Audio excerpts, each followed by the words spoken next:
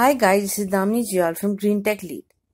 Global Wind Energy Council released Global Wind Report Annual Market Update, which expects global wind energy market to touch a cumulative installed capacity of over 800 gigawatt by the end of 2021. Green Tech Lead got an opportunity to interact with the Secretary General of Global Wind Energy Council to gain more insight on the report as well as the overall global wind energy market. Here we go. Good afternoon. My name is Steve Sawyer. I'm the Secretary General of the Global Wind Energy Council. We're a trade association representing both the major companies as well as the major national regional associations in the sector. We're here in Delhi today at the beginning of the Windergy conference, which is jointly organized by IWTMA and ourselves, to launch our annual market report.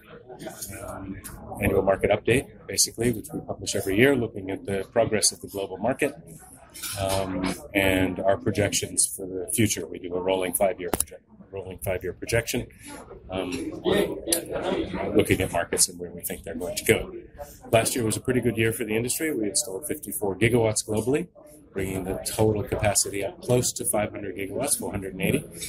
But we had, when I first started in this job, after a year or so, we finally passed 100 gigawatts in 2008. Here we are now in 2017. We passed 500 gigawatts. The strongest markets in the world, of course, remains China. Regionally, Asia is the dominant market. China, actually, their 2016 market was smaller than it was in 2015, where they installed more than 30 gigawatts in a single year. So in other words, in 2015, China installed the same amount of wind power as India has installed in the past 25 years in a single year. So it went down to only 23 this year, but it's still the single largest part of the global market.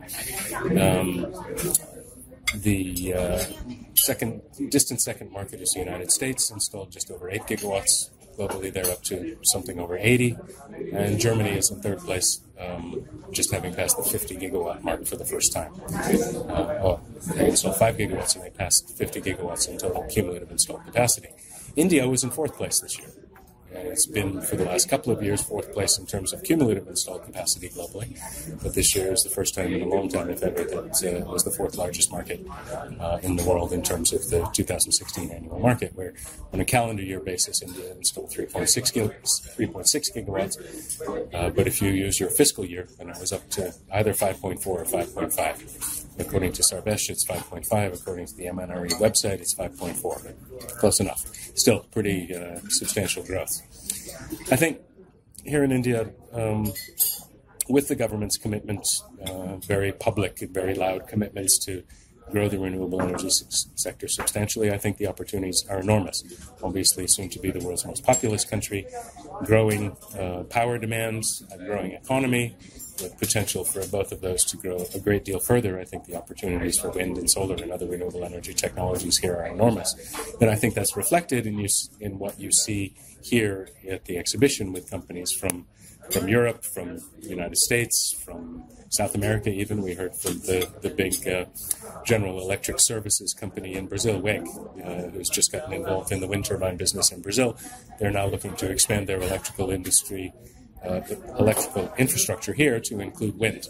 So I think there's lots of opportunity for everyone, and I think that helps meet the government's goal to get as much as possible of the actual turbines built here in India and grow the industrial base of the country.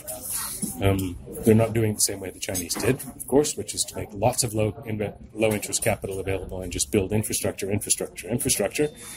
That still needs to happen in India quite a lot. We need grids, we need roads, we need highways, we need airports, we need all these things. But at the same time, we have an enormous opportunity for, I think, the wind power industry and for the renewable energy industry as a whole to actually make the government's projections come true and even beat them. And I was very gratified to see a couple of weeks ago with the energy minister talking about an entire mobility sector, an automobile sector, completely electric by 2030. That's a very ambitious target. Certainly can be done. we see that these changes, when they start to happen, they happen in a very disruptive fashion and very quickly. The current oil industry and manufacturers of internal combustion engines won't be happy, but they would be smart to switch sooner rather than later, because once it starts, it tends to happen really quickly. And we're counting on that to be able to actually begin to meet some of the emissions reductions targets that governments have set out in the context of the Paris Climate Agreement, so that our children, well, my children, their children, and your children will have a habitable planet. Because at the end of the day, that's why we're doing all this, is to try to make the planet habitable for future generations. Thanks for watching. If you like this video, please share and subscribe to our channel.